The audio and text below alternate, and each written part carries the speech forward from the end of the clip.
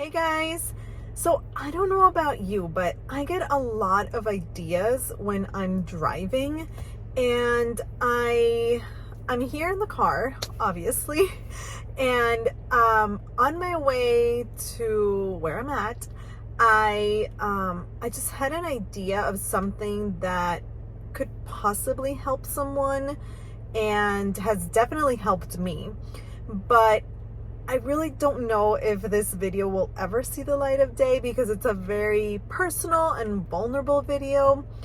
But I decided to just prop up my phone on the dashboard, and I have like 12 minutes and just maybe share a little bit of my experience and how paper planning to be more specific, has helped my mental health. Seeing that it is May, and May is Mental Health Awareness Month. So if you weren't aware of that, now you are. So that is what I'm going to share with you in the next couple of minutes in this video. So if you want to see that, please stick around. Okay guys, so here I go. If you're new to my channel, my name is Rebecca, and I do share with you weekly planning content. And with that being said, that is kind of how Eat, Pray, Plan came to be. It actually came to be through just a necessity to take care of my mental health. So I did start sharing my planner back in 2018, but I actually started using a paper planner because I was in a really low place. I had stopped working a couple of years before, and I had started homeschooling my oldest, and then we had a baby also at home. So my life had completely done a 360 shift from being in the workforce, loving what I did because I've always been involved with education and some sort of, with kids and all that. So I was an assistant director at a preschool, and I loved it. I had just been promoted, so it was definitely a huge accomplishment, and I was loving it. But for reasons that were out of our control, I had to quit my job. So I was at home, and I was completely lost. I didn't feel like myself anymore, and I really needed something to get me back on track. And that's when I stumbled upon the Happy Planner and paper planning and stickers. So that is the number one way that having a paper planner has helped my mental health, and that is using stickers. So for all the people out there who say that, because I have read it has been posted on my feed, for all the people out there who say that using stickers is silly and it's for kids, you are totally wrong.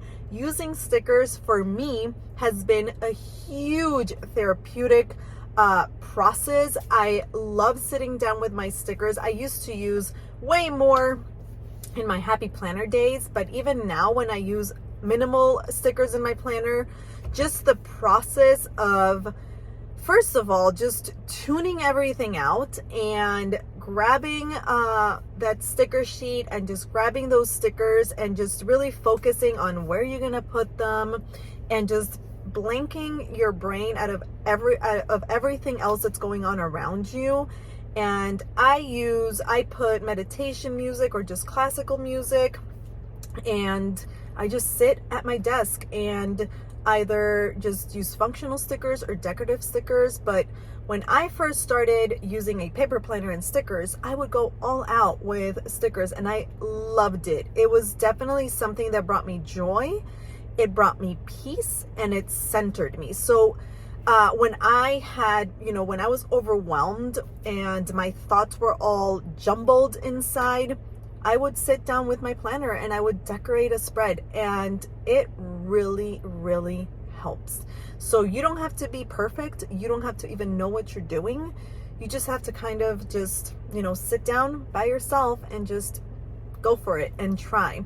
So really, stickers have been a huge help for my mental health, and I think that I will always use stickers in some way or another in my paper planners, because it really does bring a lot of peace into my life, and it has helped me out tremendously. So another reason how planning has helped my mental health is using trackers. So I recently, I want to say in the past maybe year, I've kind of really honed in the way that I use trackers and why I need trackers. So I have used actual trackers, and I have tracked things in my paper planner. So that is another way that really does help with my mental health, is tracking things. So I have tracked small things and I have tracked big things. So small things, for example, I have tracked going outside. So, I don't have to sit here and tell you how COVID and the pandemic has messed all of us up when it comes to our mental health. And even though, I didn't realize how much it had messed me up until recently, I knew it had done a number on me in some way or another. So I started tracking going outside, because since I homeschool, since I don't really have, sometimes places to go because we're at home, I would not go outside, and I would just sit at home, watch TV, or just go about my day and not even, breathe fresh air. So that was, something that I started writing, and I started tracking how many times I went outside just to sit down for a couple of minutes and like listen to the birds and just feel the sun in my face. So I tracked small things like going outside, and I've tracked big things like, my anxiety. How many times a week do I feel anxious? And my panic attacks. How many times have I had a panic attack? And then that just allows me to have the data to learn what my triggers are, to learn, what kind of is going around me when I'm feeling anxious. And that has really given me a lot of, it's empowered me to really know how to handle this and know that I can get through this, and also know that to an extent, because if you suffer with anxiety, you know that a lot of the times you can't predict it or control it, but at least it's given me tools that I have put into place to make them less frequent, and to just give myself grace and know that when there's certain things going on around me, I'm more likely to be anxious or to even have a panic attack. So being able to track those things has been huge.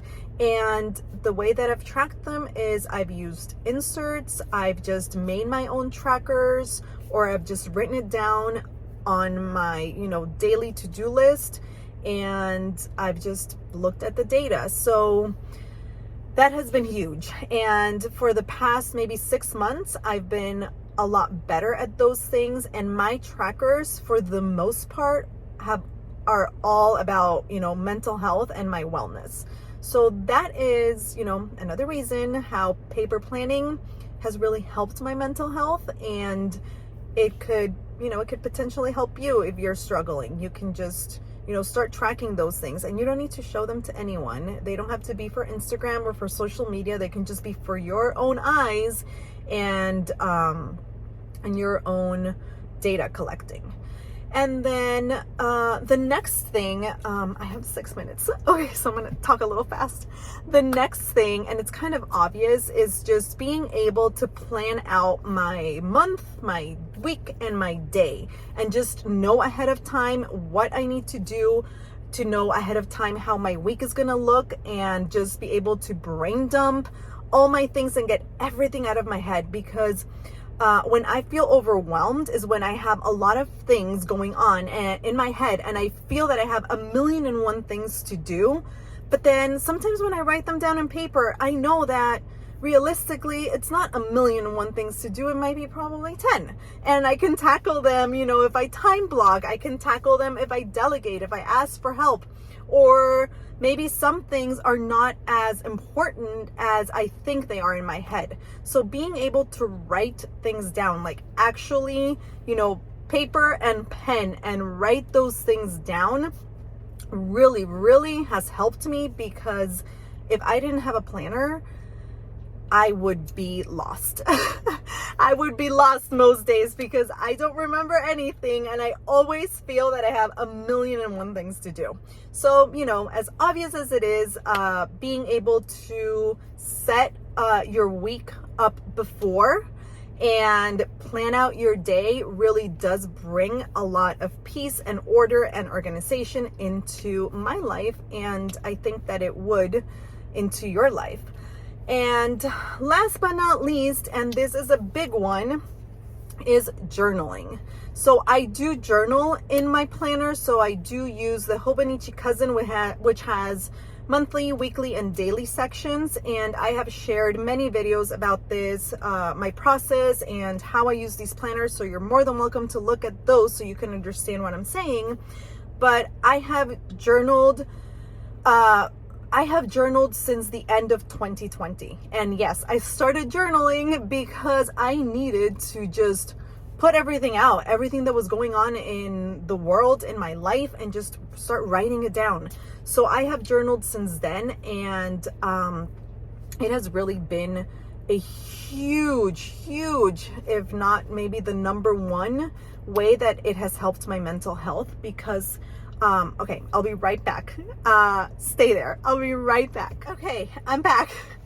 The last thing that I was sharing with you, which definitely is the most important one, I have to say, is that journaling has just given me an outlet to be able to process my thoughts. One, because before I really started journaling every day, and I would journal and it would feel weird to me, and I would use prompts, but the more I wrote, the more comfortable I felt with just writing down what was in my head, and knowing that those words were only going to be for myself, and I was not going to word vomit on my poor husband, who has been so supportive and so loving and gracious and caring through all of this.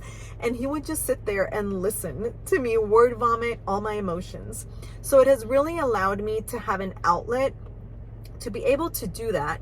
And then it also lets me kind of process my thoughts after the fact, and I don't act on them a lot because of emotion or impulse. I'm able to sit with those thoughts and kind of see where they belong, and if they even are worth, dealing with them even further. So, journaling has definitely been huge. I journal 4 to 5 times a week in the mornings, and that is the first thing that I do. I do morning pages, which is just, stream of consciousness journaling. You just start and you write everything. I do what I like to call emotional journaling, which is, where I just pour out all my feelings and what I'm feeling. And then memory keeping. So there's a lot of different ways that you can incorporate journaling into your planning routine. And for me, it has really been huge. Just getting to also learn about myself, learn what things, make me happy, what things make me sad, what things make me angry, and just really being vulnerable on that page has allowed me to, really take care of myself and work on my mental health. So that is just a super quick little video that I wanted to share with you. It's not scripted. It's just me sharing my heart and being vulnerable with you guys, and just hoping that maybe, this will resonate with some of you. And if you've been thinking of using your planner and your journals or any notebook that you have to, take care of yourself and take care of your mental health, I think that May, being Mental Health Awareness Month, is the perfect time to start. You don't have to be perfect at it. You don't have to know what you're doing. It can feel weird at some points. You just have to start. And I promise you that it'll feel more organic as, as the days and the time passes and the more you do it. Okay, so that was it. This is it. Thank you so much for listening, for taking the time to just be here. This space is part of my mental health and it's part of my self-care. And I just love that you've allowed me to have a space where I can share what I love and my hobby. So that definitely, you guys are a huge part of, how I take care of myself and my mental health. Okay, guys, well, thank you so much for joining me. If you liked this video, please give it a thumbs up and don't forget to subscribe if you haven't done so already so you can see my next video. Okay, guys, well, have a great rest of your day. I will catch you next time. Bye.